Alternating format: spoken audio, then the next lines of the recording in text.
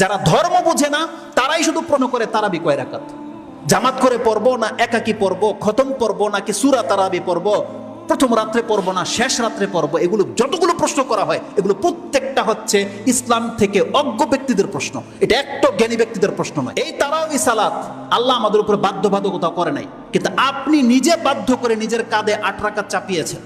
আপনি নিজে বাধ্য করে আপনার ঘরে আপনি 20 রাকাত চাপিয়েছেন, এটা আল্লাহ আপনার উপরে চাপায়নি। অথচ ব্যাপারটা কি ছিল, যেই ব্যক্তি কোনো রাতে যদি অন্তত পক্ষে 2 রাকাত নামাজও পড়ে, এটি তার কেমন লাইন।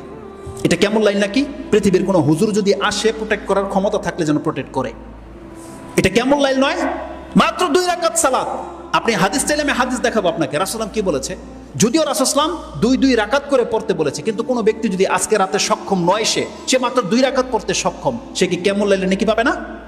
রাসূলুল্লাহ সাল্লাল্লাহু আলাইহি ওয়াসাল্লাম সেই আয়াতের তাফসিরে যে যাবেন, লম্বা হয়ে যাবে, আমি ওদিকে যাচ্ছি না। সূরা আহজাব 33 নম্বর সূরার 35 নম্বর আয়াতে আল্লাহ কি বলেছে, ওয়া যাকিরিন আল্লাহ কাসীরা ওয়া যাকিরাত আ'আদ্দাল্লাহু লাহুম মাগফিরাহ ওয়া আজরান আযীমা। সেই আয়াতের তাফসিরে আল্লাহ বলেছেন, যেই সমস্ত মহিলার পুরুষরা অধিক মাত্রায় আল্লাহকে স্মরণ করে, এরা এমন ব্যক্তি, তাদের জন্য আমি ক্ষমাকে লিপিবদ্ধ করে দিয়েছি, তারা আসলেই তাদেরকে ক্ষমা করে দেওয়া হবে, তাদের জন্য আমি অজস্র কল্যাণ, তাদেরকে জান্নাত লিখে দিয়েছি। সেই আয়াতের তাফসিরে কি আছে, রাসূল সাল্লাল্লাহু আলাইহি ওয়াসাল্লাম বলছেন, কোন ব্যক্তি যদি রাত জাগে ও আইকাজা আহলাহা, এবং সে তার পরিবারকে যদি জাগায়, ও সাল্লায়া রাকাতাইনে জামিআন, সে যদি তার সঙ্গীকে জাগায়, তার স্ত্রীকে জাগায়, জেগে যদি ওই রাত্রে মাত্র 2 রাকাত সালাত আদায় করে, রাসূল সাল্লাল্লাহু আলাইহি ওয়াসাল্লাম বলছেন, কাতাবাল্লাহু লাহুম, তাদেরকে আল্লাহ লিখে দেয় মিনাজ যাকিরিন আল্লাহ কাসীরা ওয়া যাকিরাত। এই পুরুষ, এই মহিলা হচ্ছে আজকে রাতের সবথেকে বেশি আল্লাহকে স্মরণ করা ব্যক্তি, লিখে দেয় আল্লাহ। সুবহানাল্লাহ, সেই আয়াতের তাফসীরগুলো আপনি পেয়ে যাবেন। অতএব এই যে আপনি আপনার উপরে বোঝা চাপিয়ে নিয়েছেন যে 8 রাকাতই পড়বেন, তাও 1 ঘন্টায়, 20 রাকাত পড়বেন মাত্র 20-30 মিনিটে, সুবহানাল্লাহ, এটা আল্লাহ আপনার উপর তো বাধ্য করেনি। যারা ধর্ম বোঝে না তারাই শুধু প্রশ্ন করে তারাবি কয় রাকাত, জামাত করে পড়বো না একাকি পড়বো, খতম পড়বো নাকি সূরা তারাবি পড়বো, প্রথম রাত্রে পড়বো না শেষ রাত্রে পড়বো, এগুলো যতগুলো প্রশ্ন করা হয় এগুলো প্রত্যেকটা হচ্ছে ইসলাম থেকে অজ্ঞ ব্যক্তিদের প্রশ্ন। এটা একটা জ্ঞানী ব্যক্তিদের প্রশ্ন নয়। অথচ আপনার জন্য ছাড় দেওয়া হয়েছে। রাসূলুল্লাহ সাল্লাল্লাহু আলাইহি ওয়াসাল্লাম বলছেন, মান কামা রামাদানান ঈমানান ওয়া ইহতিসাবান গুফিরা লাহু মা তাকাদ্দামা মিন যামবি। যেই ব্যক্তি রমজান মাসের কিয়াম করবে, তার অতীতের সমস্ত গুনাহ মাফ করে দেওয়া হবে, যদি সে আল্লাহর কাছে নেকির আশায় পড়ে থাকে।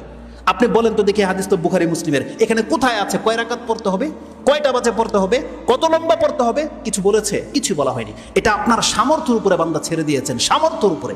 যার যতটা সামর্থ্য আছে, যত সুন্দর করে আপনি পড়তে পারেন পড়ে দেখান।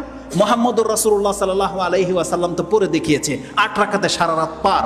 তাহলে আপনিও মাঝে মাঝে করে দেখান। এটা কেন করছেন না? এটা 8 রাকাতেই কেন বাধ্যতা করে দিয়েছেন? যেই ব্যক্তি চেয়ারে বসে নামাজ পড়ে, সেও আপনার কারণে বাধ্য 8 রাকাতেই সে পড়ে। যেই ব্যক্তি বাচ্চা মহিলা, সেও আপনার কারণে বাধ্য হয়ে গেছে, সেও 8 রাকাতেই পড়তেছে, 20 রাকাত পড়তেছে। কেন করেছেন এটা? পরিস্থিতির উপর নির্ভর করেন। মাঝে মাঝে লম্বা করে দেন, 2 রাকাত, ঘন্টা পার করে দেন। মাঝে মাঝে 4 রাকাত দিয়ে 2 ঘন্টা পার করে দেন। মাঝে মাঝে 6 রাকাত পড়েন। আপনার ওই 8 রাকাতেই সুন্নত, এটাই বা সাব্যস্ত করতে কে বললো? অথচ হাদিসে তো স্পষ্ট আছে, রাসূল সাল্লাল্লাহু আলাইহি ওয়াসাল্লাম কোন রাতে 2 রাকাতও পড়েছেন, 4 রাকাতও পড়েছেন, 6ও পড়েছেন, 8ও পড়েছেন, 10ও পড়েছেন, 13 পর্যন্ত প্রমাণ আছে।